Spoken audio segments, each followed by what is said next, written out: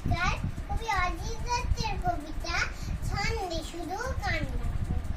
মন্দ কথায় কান দিও না, ছন্দে শুধু কান্না। দ্বন্দ্ব ভুলে মন না দিলে ছন্দ শোনা যায় না গো। ছন্দ আছে ঝড় বাদলে, ছন্দ আছে জ্যোৎস্নাতে। দিন দুপুরে পাখির ডাকে, ঝিঝির ডাকে খোলরাতে।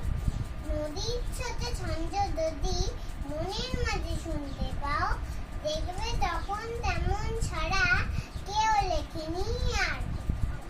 ছন্দে বাজে মোটর চাকায়, ছন্দে চলে রেলগাড়ি।